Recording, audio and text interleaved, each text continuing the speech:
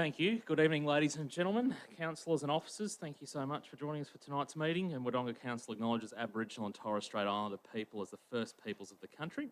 We also acknowledge them as traditional owners and custodians across various lands. We pay our deepest respect to their ancestors, elders, children and young people, and we acknowledge the strength and resilience of all Aboriginal and Torres Strait Islander peoples and recognise their continuous connections to lands, waters and communities across the country. And I know we all join each other in doing so. Item number 3 is our apologies and requests for leave of absence. Councillor Quilty is still on her leave of absence due back August 23rd, and we're looking forward to the holiday photos. Councillor Lowe joins us remotely this evening due to COVID impact, so will be part of this evening's meeting in a hybrid format.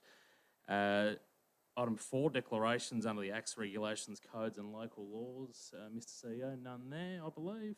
Item 5, declaration by councillors of any conflict of interest. I wasn't made aware of any previously. Still the case, councillors. Thank you very much. The confirmation of the minutes from the previous meeting, councillors. You've got a recommendation there. Someone happy? Thank you, Councillor Simpfendorfer. A seconder. Thank you, Councillor Hall. Anyone wish to speak against? No, thank you. Item 7, delegates reports. There are none this month. On to item 8.1, our first report for determination. This one's the review of the governance rules, councillors, as per email circulated post the publishing of tonight's agenda. Just a reminder, it remains at only the 3 submissions on this one, but happy to look to somebody for a motion. Councillor Mildren, as per recommendation, or no? Okay. Thank you, Mr. Mayor. Move the recommendation accept that Rule 80.3. We add the words, except for a motion to resume standing orders at the commencement of the sentence.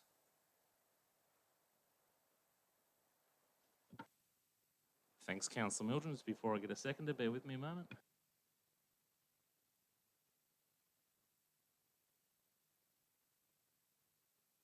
Thank you. Governance officer seems that won't create an issue. Is there a seconder for that one? Thank you, Councillor Hall. Councillor Mildren. Thank you, Mr. Mayor. I just added that little bit in because I think it was making a bit of a mockery. In one sentence it says you can't accept a motion whilst in suspended of standing orders, and then in the next sentence it says, oh, but you take a motion to resume standing orders. That's sort of contradictory. So I think that just completely clarifies it. And as for everything else, I'm reasonably satisfied with where we've reached. Thank you, Mr. Mayor. Thank you, Councillor Mildren. Councillor Hall. Firstly, I'd like to thank all the people who provided their feedback on the draft review of our governance rules. We're always welcome and value your input, and I'm glad to see that we did get some. Sometimes we don't, but we did get some this time.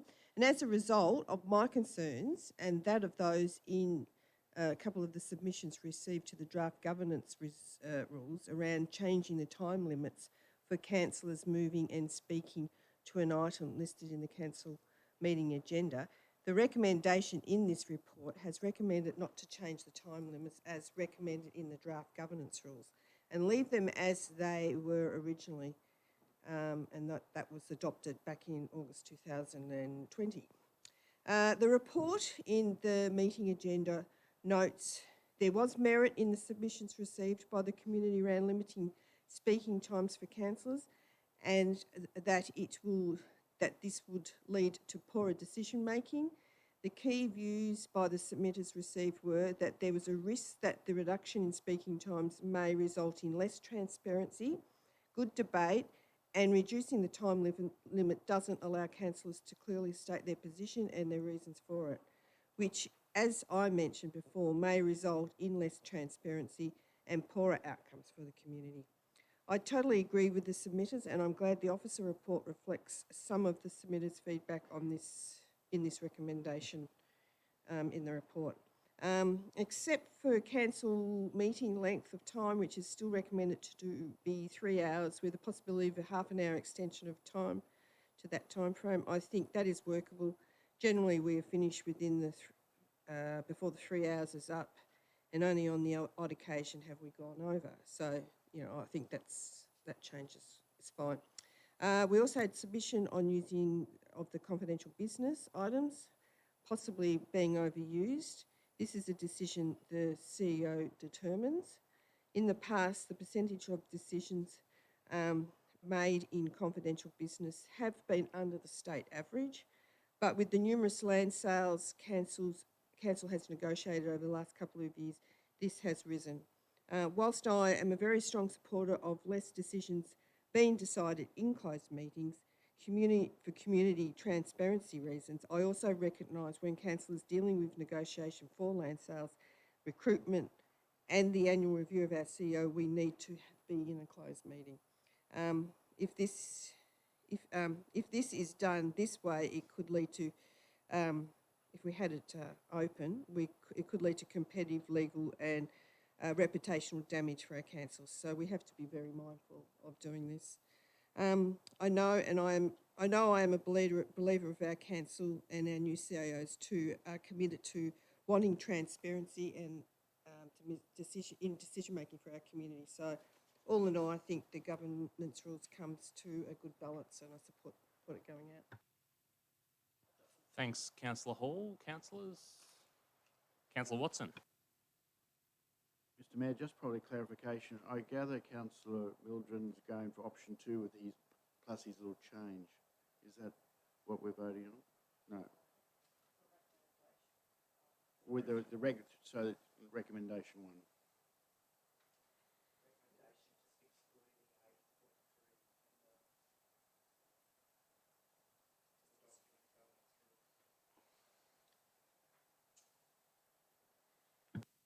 Councillor Watson, it was as per recommendation, but with changes to the wording on one particular section. So, did you want to debate, enter the debate at all? Or?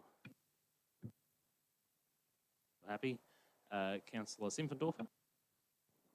Thanks, Mr Mayor. I just want to add, I understand the concerns around transparency for the time limits of talking, etc. And the premise behind it is to try and make things, I guess, more succinct and not susceptible to bad decision making, but making our responses nice and succinct for the community and our meetings. And it's mindful at the point I'm going to make here is that there is the option to suspend standing orders, and we can have robust debate, rigorous debate over those important community issues where there are no time limits. And from my memory, without any statistics, I think on the whole we've granted those when it's been asked for to suspend standing orders to enter that debate. I'm happy with the recommendation. I'll support as it is, but I just think it's important to note to some of those community members that there are other options other than just those time limits. We can suspend standing orders and speak longer than need be. Thanks, Councillor Simpfendorfer. Councillor Lowe, did you want to participate in the debate? Yeah.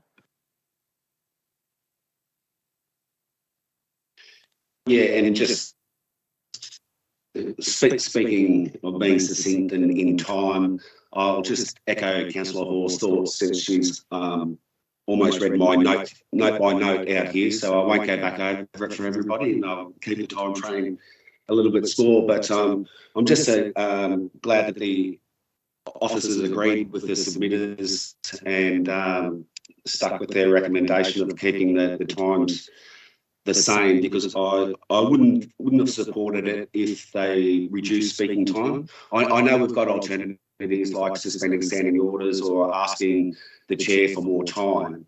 I just think it was a layer that didn't need to be added into our governance rules.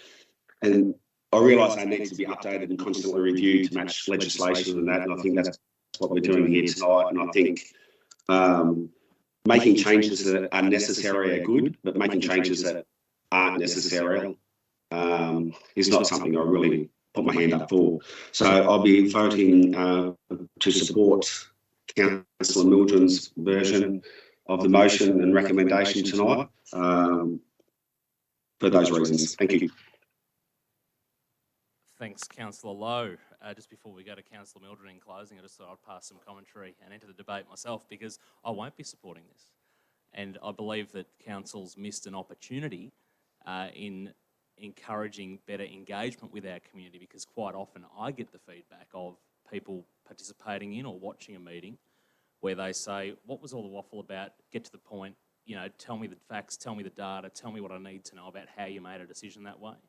And when I look at the streaming numbers, the attendance this evening, things like that, I often think, well, are we doing the best we can to communicate with and engage in our community, or are we sitting here sometimes for ourselves with our own hyper increased importance perhaps on some occasions? So having witnessed many debates over many years done in very succinct timing and being able to be done in 1 or maybe 2 minutes and put points and really get points across, and sometimes, yes, that might be under the influence of a larger group of people needing to have a say than 7. I think this was a missed engagement opportunity which wasn't reflected in the report as perhaps one of the potential gains out of changing speaking times. But you know, I think I might lose my voice on that one tonight, judging by it. But Councillor Mildren, thank you in closing. Thank you, Mr. Mayor. Just summing up, I recognise the contributions from the community, and I understand that there's been a bit more community conversation than the actual submissions that we received, and I've had a number of people speak to me about the various things that come in the proposed governance rules that are before us tonight. The process that we've been through with this has been quite rigorous, and we've put together a fairly strong set of rules. I don't agree with excuse me, everything that's in there. There's certain things that you win some, you lose some in all these things. This is one occasion where I think keeping the times to speak has been an appropriate reflection of the community's wishes and an appropriate reflection of the times necessary to make a statement about the various issues that come before the council in ordinary business. And I accept the statement that Councillor Simpendorfer has said in relation to suspending standing orders, and we still will need to do that in certain circumstances where the issues require more vigorous conversation. In terms of where this governance rules stand, I think we've got to a reasonable outcome. We've worked through the process to get here, so put the motion, Mr. Mayor. Thanks, Councillor Mildren. I'll put the motion. All those in favour? All those against? Jeez, thanks, councillors. Is that, if my maths right, is that 3-3? Right. Did we get? I might call that one again just to make sure, because I did think I heard a lot of people say they're supporting it. Maybe my statement was convincing. I'm not too sure. All those in favour? All those? Oh, okay. All those against? Slight delay. We've got lag time. So carried 4-2. Geez, that got nervous for a moment there. I was going to have to use a casting vote on my own opinion. Potentially. On to item 8.2. Just so I know, Councillor Lowe, can you raise your hand when you hear me say raise your hand now? Just so I know how big a delay it is. Yeah, so it's substantial. It's a good few seconds. I'll keep that in mind for the rest of the meeting. Speaking of which, item 8.2 is live streaming, recording and publishing of council meetings. Policy, councillors, is there anybody that would like to move a motion? Simpendorfer, as per recommendation, got a seconder? Councillor Watson. Thank you, Councillor Simpendorfer. Thanks, Mr. Mayor. I think it probably example tonight speaks for itself in that we have the opportunity to live stream with one of our councillors in a position of COVID impact, and I think that's just the way we are at the moment. The policy is quite pointed in how and why these will happen. There is an opportunity there for, if there's future technology advancements in the budget, that we can increase our capacity here with what we do and how we do live stream. But it allows us to, in these situations of COVID times and other factors, whether that may be delayed flights or whatever the case may be, that we can still have councillors attend via Zoom meetings that are extraordinary. So I support the recommendation as published. Thank you. Thank you, Councillor Simpendorfer. Councillor Watson. Thanks, Mr. Mayor. The policy hasn't been reviewed, and I think it was probably the first draft of it was back in 2018, pre-COVID and pre a lot of things, and state government has changed their views on live streaming and all sorts of things to have an actual council meeting. In 2018, we could not have held a live streaming council meeting due to the local government laws at that stage. So this is a policy that needs to be probably updated as technology updates all the time, and with technology and things like that. But yeah, it's worthwhile being able to have council laws streaming in, because there are times when they're not available, but they are available on live. So I think it's good to we've updated our policies and direction. Thanks, Councillor Watson. Councillor Mildren. Thank you, Mr. Mayor. Again, the way we've gone through the process of reaching this redrafted policy has been quite rigorous, and I think you know, the outcomes of these things are never perfect, and you don't always get what you're after. But I think this one's fairly close to the mark. We've come with a presumption in terms of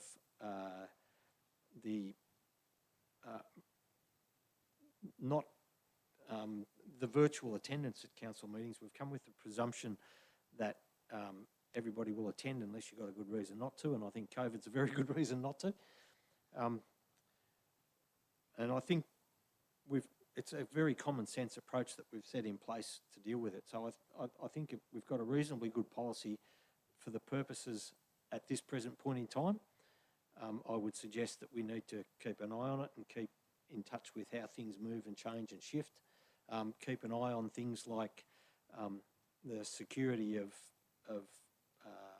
meetings, particularly if you've got the confidential aspects of a meeting and you've got a councillor coming in virtually. We need to be certain that we've got all those bases covered to the best of our ability. And I think this policy at this point in time addresses those things adequately, but we should be keeping on top of it and watching what happens into the future. Thank you, Mr. Mayor. Thank you, Councillor Mildren. Councillor Hall. Yes, I agree. One of the things that has always concerned me, and I've made it known that with the live streaming, for a councillor that comes into a meeting, or even sometimes a briefing, depending what's being discussed, is the security issue, and we don't have any way of knowing that someone else could be in the room, but there's an element of trust that goes with that, and I think councillors do take that oath when we put our hand up to be a councillor, that we will do the right thing and that we're in a secure area where there is the possibility of that confidentiality being breached. So we do have to have a trust in our councillors, and so I think that's been addressed. So, and we do. So we need to have policy around live streaming. We've had it, and it's time, that we did have an update. And with the new Local Government Act back in 2020, we needed to adopt some of the ideas around that. Additional definition to specify what an open council meeting terminology is. Explanation around failure to live stream council meetings and the new legislation, additional explanation on editing of recordings. So there's some of the things that were brought up in the report. So all in all, I think we have addressed most of the issues of concern around live streaming. Thank you, Councillor Hall. Councillor Lowe, the only one that hasn't contributed, but I'm happy to move on to closing if you've got nothing further to add. You're all good. Thank you very much. Mover Councillor Simpfendorfer, nothing further. I'll therefore put the motion. All those in favour? Thank you. Your hand was up initially, John, wasn't it? Yeah, thank you. Yep, thank you. Carried unanimously. 8.3, the 2022 General Revaluation. Councillors. Somebody like to move a motion? Thank you, Councillor Mildren, as per recommendation. Thank you. If we got a seconder, thank you, Councillor Simpfendorfer. Councillor Mildren. Thank you, Mr. Mayor. Probably we've said this the last couple of times, but the revaluations and the process involved in that now is something that's led by the state government and effectively directed through the state government. The valuations are done annually instead of every 2 years, and we notice this time around that there's been marked increases in the valuations of properties as a direct response to the boom that we've had in our property system over the last, say, 18 months or so. And that's brought about its own issues and concerns that we'll talk about in the next item that comes up before us tonight.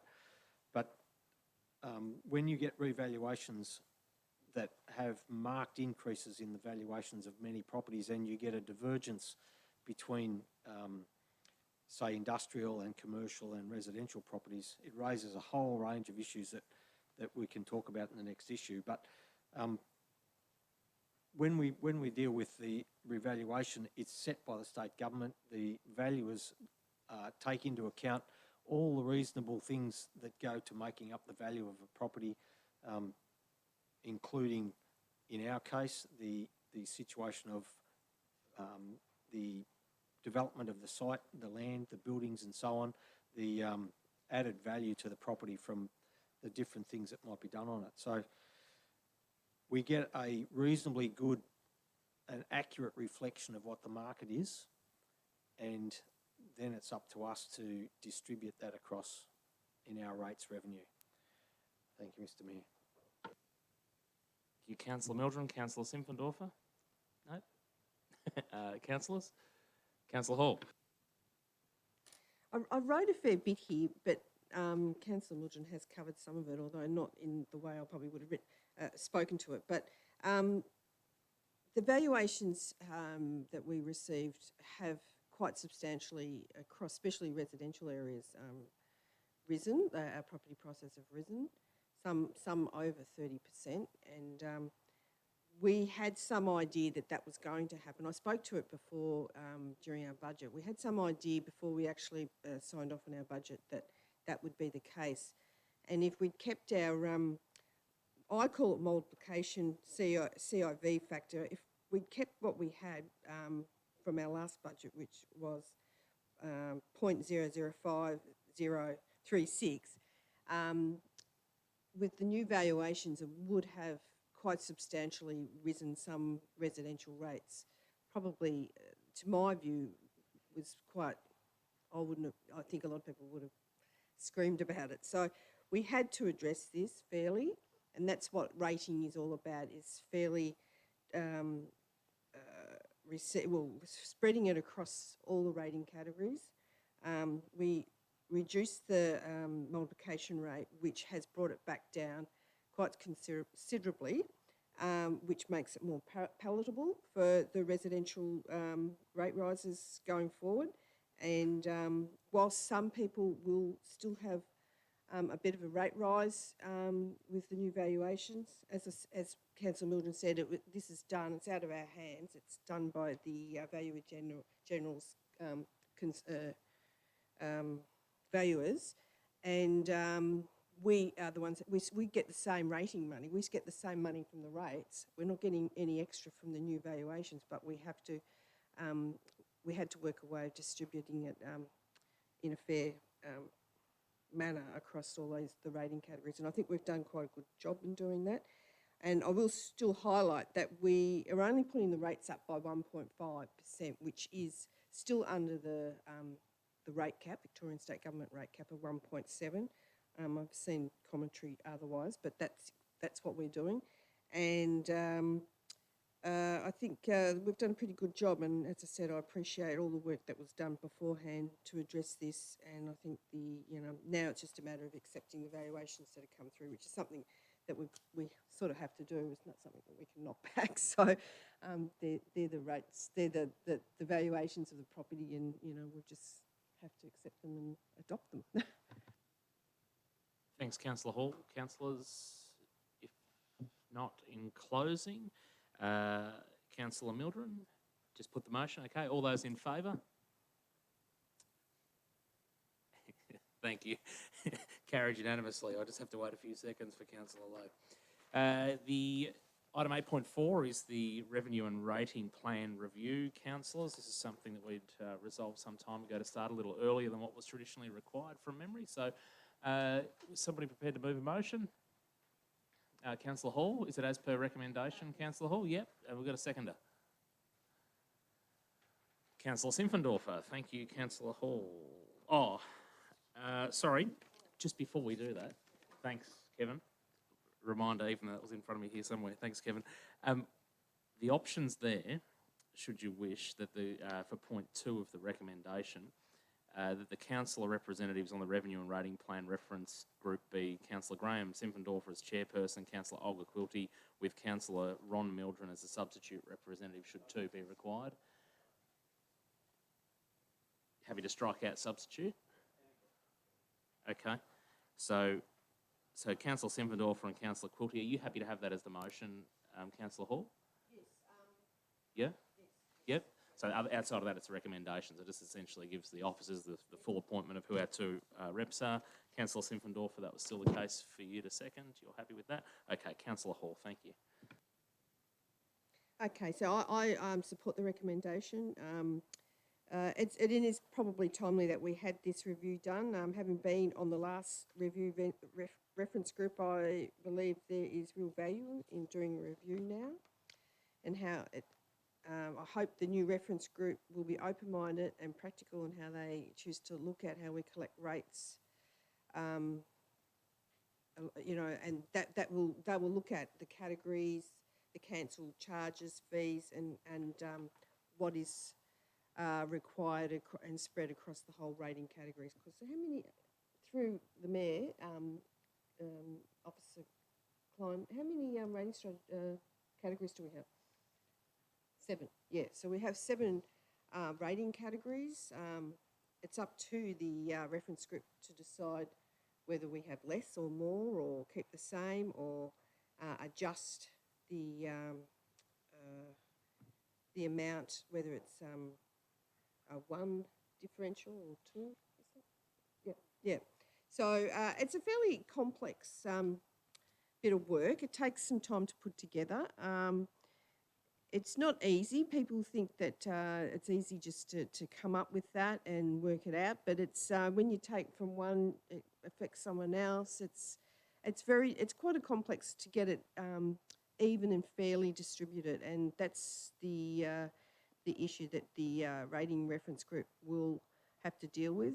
But it'd be great if they can sort of think outside the square, and you know, maybe there are some things that we could do differently. And so I look forward for them to have their recommendations come back up to council when it's completed next year, and if it's something that's going to be a benefit going forward when we do the next council budget, I hope that we can achieve some good outcomes with it. Thanks, Councillor Hall. Councillor Simpendorfer? Probably not too much more to add there, Mr Mayor, but I'll just, for those listening at home and those that will see point D, that the Chief Executive Officer will advertise to seek public nominations for membership on this reference group, and I'll encourage everyone that's either done it before or wishes to get their head around it a bit more to apply, come along and hopefully be entertained somewhat by the Chair if this gets up, and make it exciting to the point that, but it is a serious thing, and we have seen, you know, the impacts that it can have across our community with, you know, such a large increase in the general re-evaluations and how that's distributed. So it's important work that we do for our community as a whole, and it impacts every one of us. And without what was done throughout the last budget, there will be many people in our community that would be suffering and doing it really hard. So it's important work, very serious stuff. I don't mean to joke about it, but it will be entertaining, I'm sure. So if this motion gets up, but definitely look out for that advertising, and look forward to hopefully working with many members of the community. Thanks, Councillor Simpendorfer. Councillors, Mildren? Thank you, Mr Mayor. I think we've learned a really interesting lesson in this year's budget process and setting of rates, where we had a policy in place that was somewhat rigid and had established a distribution that, if we had have stuck with it and not gone through the steps to actually amend that for this year's rates, we would have had a situation where the increase in rates on residential properties would have been very significant, and we would have had a lot more hardship and a lot more disappointed and disgruntled members of our community. We actually worked very hard to, and thank you to the staff and the RALS team for working very hard to undertake the modelling that enabled us to be able to bring this back to a reasonably level line, keeping the rate increases consistent with the rates that were paid in previous years, not exactly the same, but consistent as a line through the rating process. There will be people that still receive reasonably significant increases because their properties may well have gone up a lot more than others around them. But by and large, the efforts that were gone to in the budgeting process will see the rates trend line remain reasonably similar and stable compared with last year. So I guess with the revenue and rating plan that we're doing the review on, I'd suggest that we try and encourage the new policy to contain an element of flexibility where we can deal with the impacts that come about from revaluations and the like. Thank you, Mr. Mayor. Thanks, Councillor Mildren. Councillor Lowe.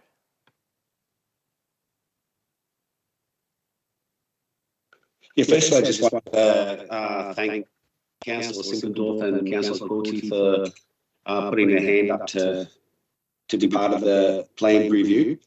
And just echo Councillor Simpendorf's encouragement of community to come forward and volunteer their skills. I think it's important that we get members of the community from a good cross-section, which would bring a good cross-section of skills to the reference group. So I look forward to seeing in 6 months' time, probably worthy of note that in itself, that this is a 6-month process. So it means it's well planned, and so the execution at the end should give good outcomes for us to take into our budgetary period.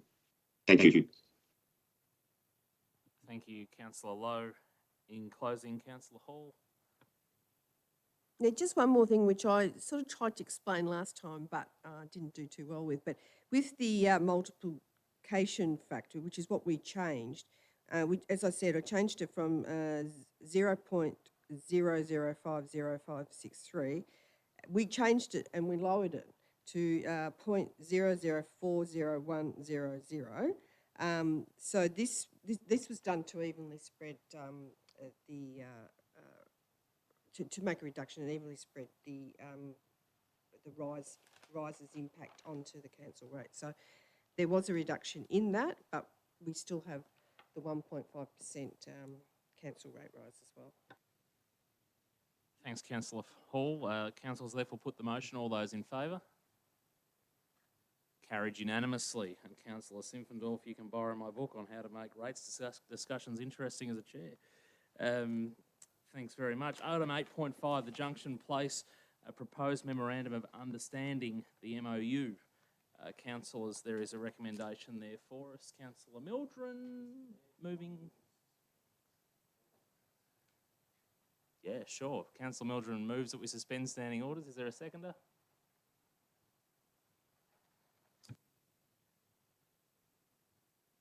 All right. Just go to the vote. So all those in favour of suspending standing orders? All those against? Carried 4-2. Councillor Mildren, did you have a motion?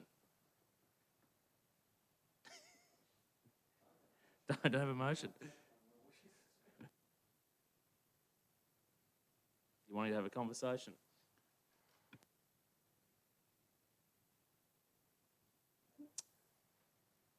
Yeah?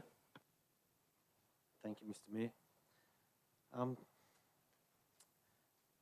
Where we start with this is very complex, and where we start with this, I see Junction Place as the single most important development precinct in Wodonga, with significant visual, aesthetic, social, functional and economic impacts and influences over the long-term success of the city, and this will go for probably 100 years. It'll impact for up to 100 years. Councillor Mildren, technicality, we do need a motion first before we can suspend standing orders, according to our governance rules. So we'll resume standing orders and mover and a seconder to resume standing orders. Is there a mover? To resume standing orders first, John. Thanks, Councillor Lowe. A seconder? Councillor Simpendorf, all those in favour of resuming? Yeah, thank you. We've resumed. Now we're looking for a motion first before we suspend standing orders. So you've got a motion, Councillor Watson. So you're moving as per recommendation is what you'd like to do. Thank you. Do we have a seconder? Thank you, Councillor Simpfendorfer. Councillor Watson. Thank you, Mr. Mayor. Look, this has been a long-term issue with our community, and I think this is a great way of having better communications and trust with our community, and having a mechanism to convey between community, council and the developers. Thank you, Councillor Watson. Councillor Simpfendorfer, reserving your right. Thank you. Councillors.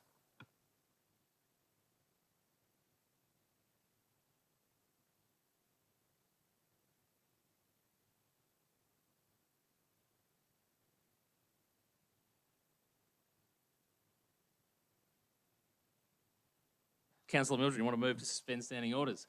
Thank you. Have you got a seconder? Thank you, Councillor Simpfendorfer. All those in favour of suspending standing orders? Those against? Carried 4-2. Councillor Mildred, Councillor Simpfendorfer had reserved his right, so you're away. Yeah. All right. I'll continue on. The original intent was to strategically provide for a master plan development at Junction Place and to not just provide for a generic zoning and planning scheme provisions approach where pretty much any outcomes could be applied on an incremental bit-by-bit approach. In other words, what we have in front of us at the moment is a set of planning scheme provisions which apply right across the central business area and don't functionally facilitate individual master planning at a strategic sense by the council in regard to the Junction Place. And that doesn't differentiate it from the zone provisions that apply to any other area in essence, other than a small component of specific stuff that's got specific bits for all the whole central business area, but that small area. The draft MOU provides good generic words that can pretty much be interpreted to mean all things good to all people, but in terms of sound strategic governance and planning, to reach a comprehensively planned development that addresses the next 50 to 100 years, the MOU comes up in short, in my opinion. The process under this MOU does not adequately differentiate between the high-level strategic planning responsibilities of council and the routine planning approval responsibilities that are ordinarily delegated domain of staff. The planning scheme provisions that we are encouraged to retain and support tonight exempt applications for planning permit from public notice and therefore from third-party appeals. And if anybody wants to check that, it's clause 3708-8 and clause 7 of the ACZ schedule. Actually specifically sets that out. So in that context, it's probably the case that the applications that were received but withdrawn previously in relation to the bottle shop probably didn't need to be or couldn't be given public notice. But as it turned out, it didn't need to be decided anyway. The MOU does not recognise the functions of council under the planning authority role, that is the strategic role of council, or the importance of the elected council in strategic and related decisions and decisions of community interest. In essence, the MOU relegates elected councillors to informed bystanders, both in respect to strategic master planning and community interest decision making. Given that the public notice exemptions apply for planning permits in Junction Place, then no objections will be received and no planning application decisions need be put to the elected council for a decision. The project steering committee is to comprise council officers as the only representatives of council and only officers on the planning and delivery working group. It's unclear in this documentation as to who will represent council on the community reference group, and indeed it is somewhat puzzling to think that council should intrude on the community reference group, given the statutory role of council and the purpose of the group as an individual community voice. This proposed MOU and terms of reference for the community reference group effectively relegates elected councillors to inform bystanders and the council staff to responders to statutory inquiry and formal application for permits. The elected councillors and indeed council generally will have little role in the master planning or strategic planning for Junction Place if we agree the documents and proceed before us. Now, tonight we've heard comments that to an extent are reassuring from DV prior to the council meeting, and I don't question the motivation of DV, but in the consequences or in the circumstances of what we've got, we need to have an MOU that actually recognises the role of council and doesn't discount the strategic planning role of council in influencing what happens on the site.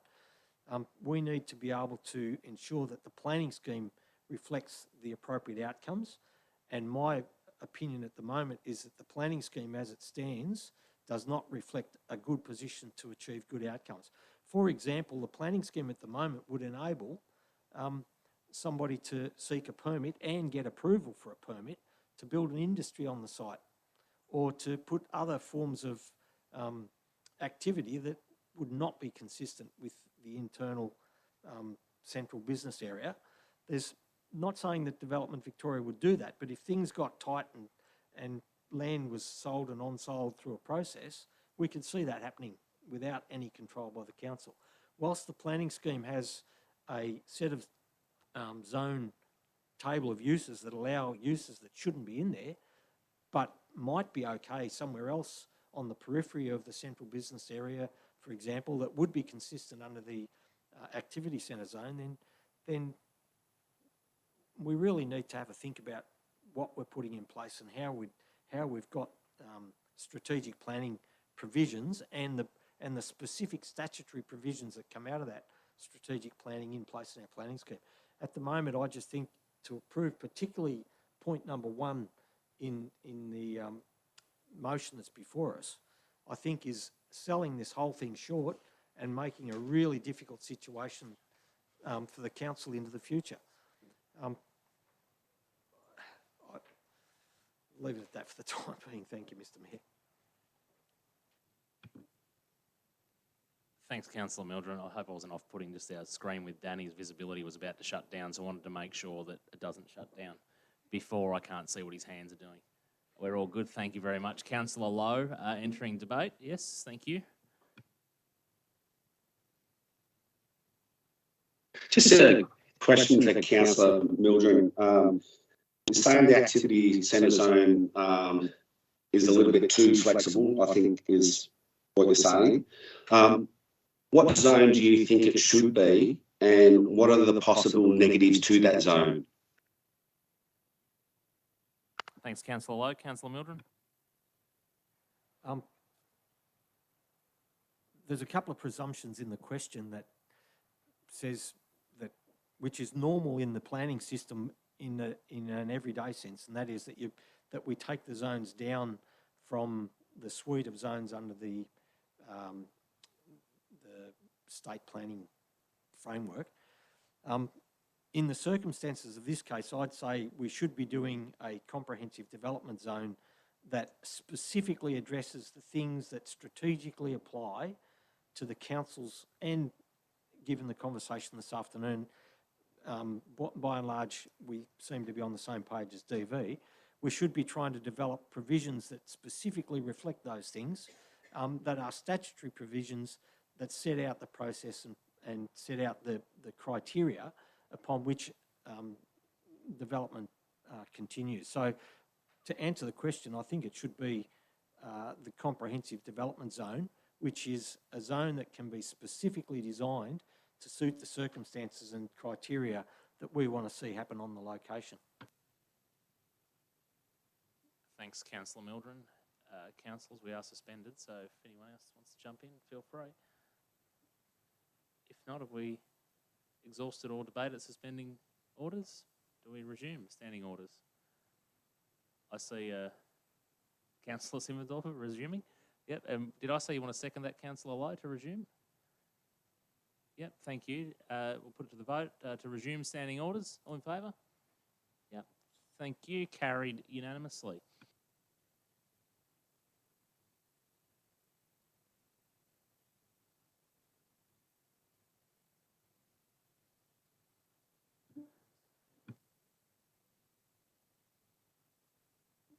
Councillor Simpendorfer, reserved your right to speak. Mr Mayor, we've this MOU that's before us, I think at point 2 there is the intent and the purpose of this MOU is to establish a constructive project culture and set out the roles and responsibilities of the signatory parties for a state-led development delivery activities at Junction Place, Wodonga. We go on and we see that it's been 10 years or so for now, and then I think it's important to have this MOU. I don't want to go back over where we've been and looking back as we're looking forwards. This MOU does get council involvement. It does get the objectives, the vision and the undertakings of what we want for our city heart. And we've saw what happened when it didn't go quite right, and we saw the community stand up, and that's great. And we saw the votes of the councillors to get us to this point. So I think the MOU is an important step forward to have the, to have the, I guess, the accountability on all parties for this MOU, and that's the intent of it. Who has what role, what the intent is of getting it right for what we want in our city heart, because no one else has this opportunity around our country, and we've heard from DV, that is their intent. That's what they want. They want the same outcomes as what we do and what our community do, but yet they do have a responsibility as well to develop that land. I think this MOU gets us at that table, and yes, the decision does come back to council for a decision, so we are the decision maker at the end.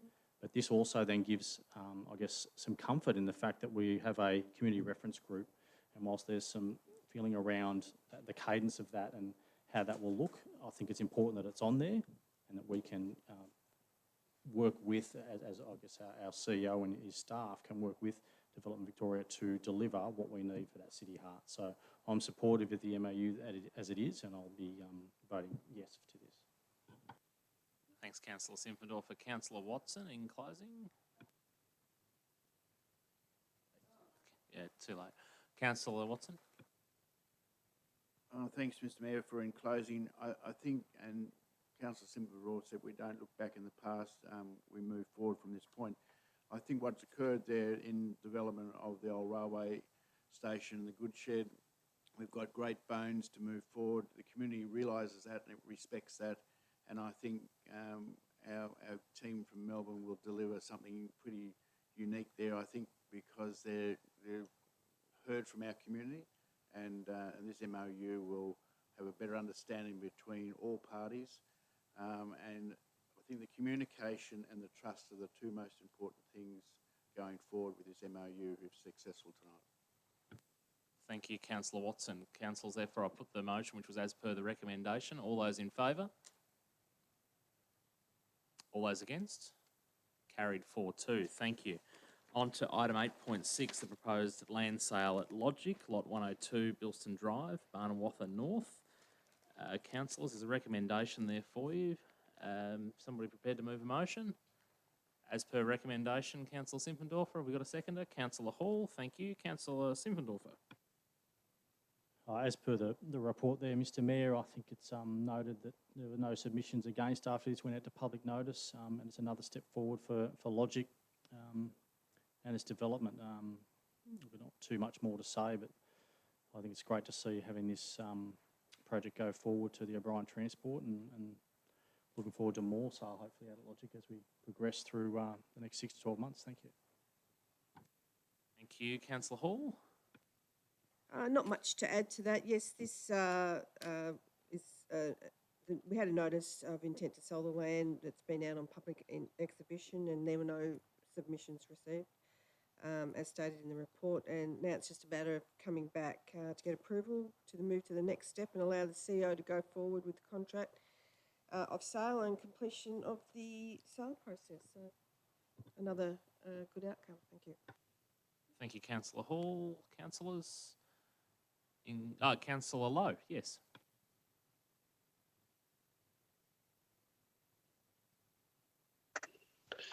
Yeah, I just wanted to say that I'll be voting in favour of this recommendation tonight too, but I just want to highlight the success of Logic. It'll be very close to cost neutral now. So the foresight of our councillors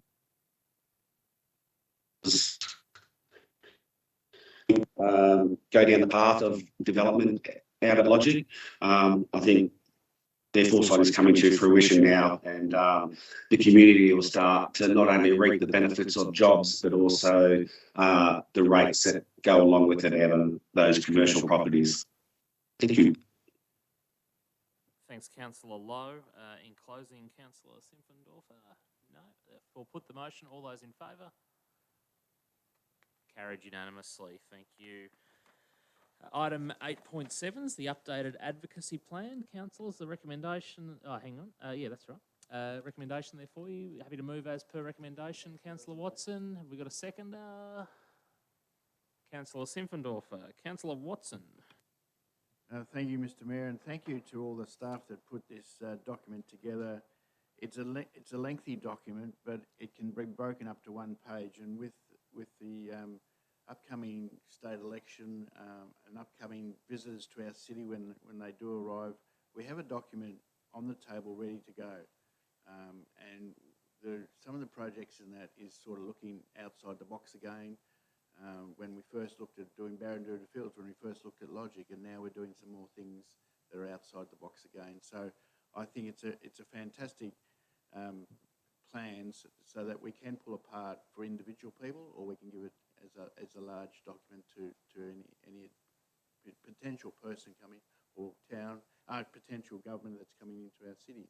So yeah, I'm more than happy to endorse this this paper, and thank you very much to the team. That's been very well put together. Thank you, Councillor Watson. Councillor Simpfendorfer. No, well said there by Councillor Watson. I do just highlight the point that, Junction Place is on that advocacy document. So again, that's part of our role to continue advocating for many parts of our city, but Junction's there as well. And I encourage everyone to get in and have a look at it, because it's what we will be advocating heavily for. Thank you. Councillors. Councillor Hall. Yeah, not much to add. We have some aspirational projects in that document, like the gondola, which, you never know. It could be something that really, tourism-wise, could move us forward. But, yeah, as Councillor Watson said, some of these could be quite long-term type of projects if they come about. But we had the advocacy document out before the federal election this year, but this updated one gives a lot more detail to the document, and will definitely help us lobbying for more funding opportunities going forward. So all in all, good document. Thank you. Thank you, Councillor Hall. Any other councillors wishing to be... Thanks, Councillor Lowe.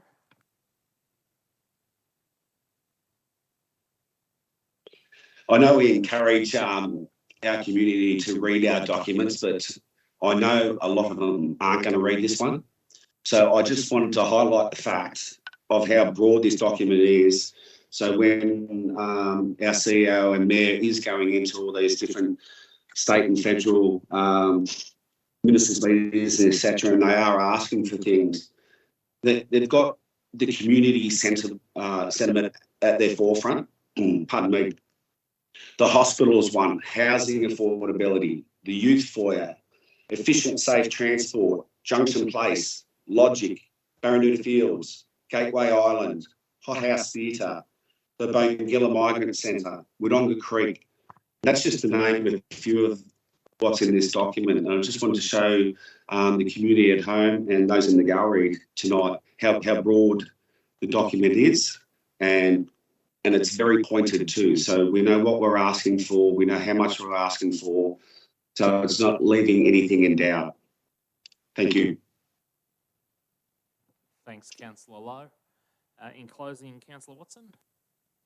Mr. Mayor, people still keep talking about that gondola. So is one of the documents, one of the articles in the document. So once again, it's just a great document. It really is our plan going forward for our city, because it has lots of the projects we would like to develop for our city. So once again, please pass on to the staff the great work that was done on it. Thank you, Councillor Watson. Councillors, I therefore put the motion. All those in favour? Thank you. Carried unanimously. Item 8.8, the Two Cities One Community Partnership Agreement. Councillors, a recommendation there.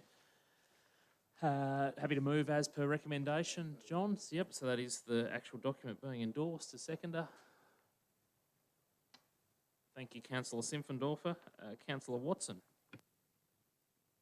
Mr Mayor, probably some of our community aren't really fully on board with the Two Cities One Community, but I think this is a great document and a great partnership agreement to go forward with our external members of our community, external members of government. So once again, it's working together for the greater community of the Two Cities One Community. And this is, just sort of put some rules, guidelines there for us to move forward. Councillor Simpfendorfer. Yep, fine. Okay. Councillors, Councillor Mildren. Thank you, Mr Mayor. Wodonga in effect one urban area, and it makes a lot of sense to coordinate strategic planning, common service delivery planning and large-scale procurement processes. However, Albury and Wodonga are separate municipalities located within separate states with differing applicable laws and decision-making processes. And I think we have to recognise and acknowledge all those things in what we put together. Both municipalities will have their own strategic plans and priorities, and each should be respected by the other. There may be high order matters common to both municipal strategic plans, and as may be appropriate at scale, these may be jointly sought and done. But generally speaking, I think our two strategic plans are our two strategic plans, and they should focus on each municipality. And if there's a convergence at the top, well and good, but let's not try and make that a basis of the going forward for 2C1C.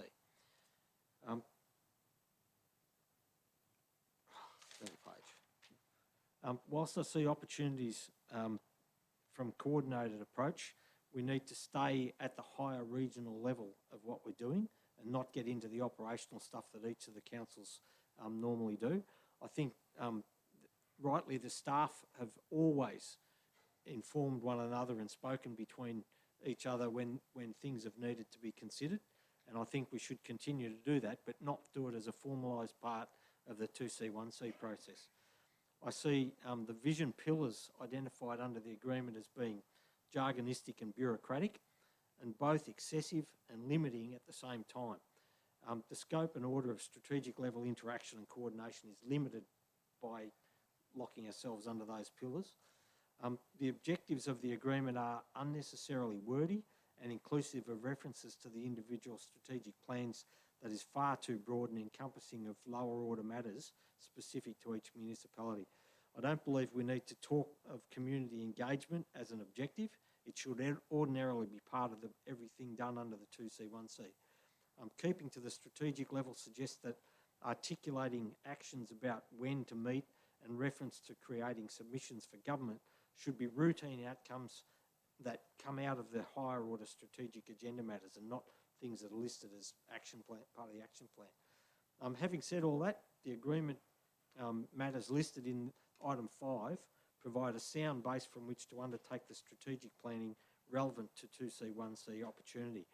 I see the 2C1C as a really strong and good opportunity, but if we continue to go down into the operational minutiae and don't stay right at the top, don't look at the big picture of issues like the strategic planning issues, urban land use issues over the two cities as a unified approach, things like that, then I think we're just messing around the edges and not doing things in a timely and efficient manner. Thank you, Mr Mayor. Thank you, Councillor Mildren. Councillor Hall, you're next in line. Yes, I will support this agreement. I believe it can achieve great outcomes for our region, but I do hope the partnership stays strategic and simple, like a lot of what Councillor Mildren has spoken about. While working together is important, especially when in a partnership to achieve affordable outcomes for our community and lobbying for high strategic infrastructure, I believe we still need to have our own identity, make decisions for our communities individually, and that at times may have benefits only for us, Wodonga citizens. Our budget commitments may also at times reflect what we can and cannot do together with our 2C1C partnership. It is also my personal view that each council needs to understand, accept each other's views, policies, responsibilities and decisions if this partnership is to last the long term. It's very important that we respect this, and if we can achieve what we set out to achieve with this agreement. Thank you. Thanks, Councillor Hall. Councillor Lowe, give you benefit of the doubt. Did you want to enter on this one, or happy to keep going? All good. Thank you. Just before you do close, Councillor Watson, I'd just like to remind councillors of the wonderful graphics that are on the councillor wall in our little room there, little meeting room that councillors can use from the Wodonga 2033 plan, which clearly highlights that the community, through great consultation, wanted the two cities to work together but not compete with each other and keep trying to one-up each other all the time. So I thought that might be just worth popping in there. I know our new CEO took great pride in taking some photos of those because he hadn't found them yet in his pile of documents, just to see exactly what it was the community had said they wanted for the future of their city. Councillor Watson, in closing. Mr. Mayor, for the external people that see this, it just shows you that we are two communities that are working together as one on strategic things and future planning. So I've been in it since the start, and I hope it continues for a long time to come. Thank you, Councillor Watson. I therefore put the motion. All those in favour? Carried unanimously. Thank you. Item 8.9, councillors, is the fee for immunisation against JEV. That was what I guess instigated the report, but there is a recommendation there for us councillors, a little bit more comprehensive around our general community vaccination. Was someone prepared to move motion? As per recommendation, Mildren, and happy to second that, Councillor Hall. Thank you, Councillor Mildren. Put the motion, same for you, seconder, Councillor Hall. Yeah, happy to go. All right, all those in favour? All those against? There's none against, so we're carried unanimously. Thank you, as per recommendation. Item 9, which is our reports for information. 9.1 is the Regional Curbside Collection Services contract. There's an update there. Councillors prepared to move that we receive a note. Thanks, Councillor Hall. So, as per recommendation, a seconder. Thank you, Councillor Watson. Do you wish to speak against? No? Oh, hang on. I'll go to Councillor Hall first. Thanks, Councillor Hall. The combined curbside collection service with the other councils has been in the past an overall great success. It has provided cost-effective outcomes and is more convenient for all the councils involved, and has achieved some very good diversion rates away from landfill, which therefore makes our waste a little cheaper. The more we send to landfill, the more it costs you as a ratepayer. Our diversion rates, I think, have been around 70%, could be more, so we're achieving good numbers. The tenders for the waste contract will be advertised and will come back to council to be decided on. Having councils agree to this tender process together should provide better contract prices for all councils that have joined up for this agreement. So it's just, I think in the long run will provide a better outcome. Doing it together, we've got more, it's a bit like more buying power, and when you've got more people that are asking, looking for a contractor to do the service, hopefully that will reflect in the price that we receive. So, yep, it's just a matter of this going out, approving of the contracts going out for tender. Thanks, Councillor Hall. Councillor Watson, as seconder, you're welcome to speak. Mr. Mayor, I just really wanted to thank Officer Ferris from the Albury City Council, who we had a Q&A and an update over Zoom. Once again, Zoom coming to the party where we could get all these outstanding councils to come in and listen, and those who are going to be new to this contract if successful. But I just thought that the presentation was fantastic. It was very clear, concise, and really great questions came through. Wodonga didn't have any questions in the sense that we've been there and done that, but it was very pleasing to see these external councils asking those questions because they haven't been involved in it before. But once again, just thanks to the officers level, that brought it all together. It was a great report and a great night. Thanks, Councillor Watson. Anyone else wishing to speak? Happy to put the motion, Councillor Hall. Yep. All right, all those in favour? Thank you. No one against, so carried unanimously. On to item 10, councillors. So we've got our reports as always. Please jump in, councillor, although I usually whip through these pretty quick. So please throw the hand up nice and clear if you wanted to bring any of these reports to anyone's attention. But 10.1 is the planning report for July 2022. 10.2 is the building report for July. 10.3 is the competitive services report for July. 10.4 the lobbying advocacy meetings and events for July. 10.5 the record of councillor meetings. All good. And the 10.6 the decisions register. Nothing further there. Item 11 is notices of motion, of which there's none. Petitions at item 12, there's none. The council seal at 13, there's none. 14 is general business. Now, a couple of items for everybody's attention today. Wodonga Brass are competing in the Victorian State Championships at Ballarat on Saturday, the 20th of August, so we all wish them very well on behalf of the city. So that's some positive news. Unfortunately, though, Councillor Watson's going to join me in paying tribute to a couple of or particular Councillor Watson's, one of your former colleagues here in this building. If you'd like to start with our sad loss. Yeah, thanks, Mr. Mayor. It is a very sad loss that Rayo too went too soon. He had 4 odd years in the dementia unit out at Westmont, and very sad demise. For a man who gave so much to our city. He worked his way up through the city as a staff member up to the CO level. I think he came in as town clerk or. Anyway, he was in here with my father, actually, so he's been here for a long time. My sympathy is to Dawn and her 3 children and their grandchildren. It was a lovely send-off, but Ray wasn't just involved with the council, he was involved with the Rotary and his family and the golf. Though they're his passions in life, but particularly after seeing his send-off and seeing what he loved in his family, it was just a great credit to the man. He became a councillor, and he could have been very overpowering, but he was a very quiet man. Spoke when he needed to speak, and it was worth listening to Ray when he did speak around this table. He will be a sad loss to our community, and has gone too soon.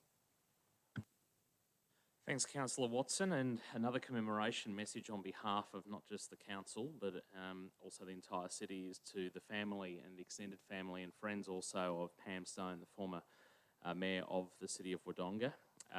You may have picked up on some of my commentary within the media over the past week or so since that news broke, and I think it's just interesting to reflect. Here we are all these years later, that Pam managed to be not just the first woman elected, but the first deputy mayor that was female, and then also the first female mayor that the city, or under its guise, then had, the rural city of Wodonga.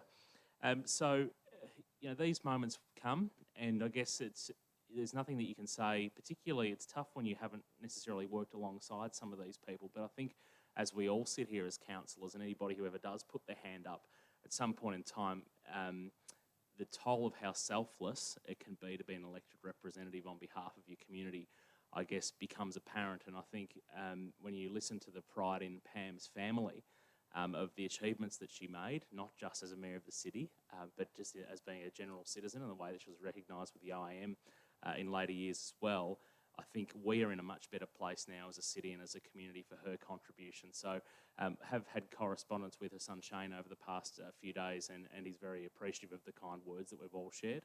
But again, we stop and reflect and pay respect to those that essentially have sat at a table similar to this over many years and had some pretty good doozies, some blues and some fights to try to get some really good things happening in the community, and may that not be forgotten, particularly in Pam Stone's case. So thank you so much for her service. And again, condolences to family, friends and those extended associates. Councillors, are there any other general business items before we move on this evening? No? Thank you very much. So item 15's urgent business, of which there's none. Question time at 16. I believe we had one question leading into this evening, CEO, Mr. CEO. So you're taking care of reading that and the response as well. Thank you, Mr. Mayor. We've had a question from Cass Wilson in regards to the second entry and exit to Kalara Riverside Estate, mentioned past at the council meeting on the 18th of the 7th. Will there be a change of the speed on the highway before the slip road so people are not flying off the highway at 80 kilometres an hour, or will you signpost both entries to the estate? The answer to that query is that the Murray Valley Highway is the responsibility of the Department of Transport, who are also responsible for setting the speed zone for this particular roadway. It is likely that any approval for the second entrance into the estate will be accompanied by an appropriate reduction in the speed limit, and is at best proposed that discussions be held with the road authority if further information is required. Regarding the speed zone signage, council has recently erected 50 km/h signage to the current entry into the Riverside Boulevard, and will do so again when a second entry is commissioned. Thank you, Mr. Mayor. Thank you, Mr. CEO. And it was good to be out there at Kalara on Friday morning and see those signs were installed pretty much within a week. And well done to the staff and Leon and the team that got that sorted out, because there's plenty of praise coming out of the community out there as well. But as we know, it's only one step towards reducing speeding within our residential streets. So we need to get that message through to the police as often as we can. Item 17 is the confidential business. So there's a recommendation there to close the meeting, councillors. So anybody prepared to move that one? Thank you, Councillor Simpfendorfer. Seconder, Councillor Hall. Does anyone wish to speak against? We'll close the meeting there to the public. Thank you.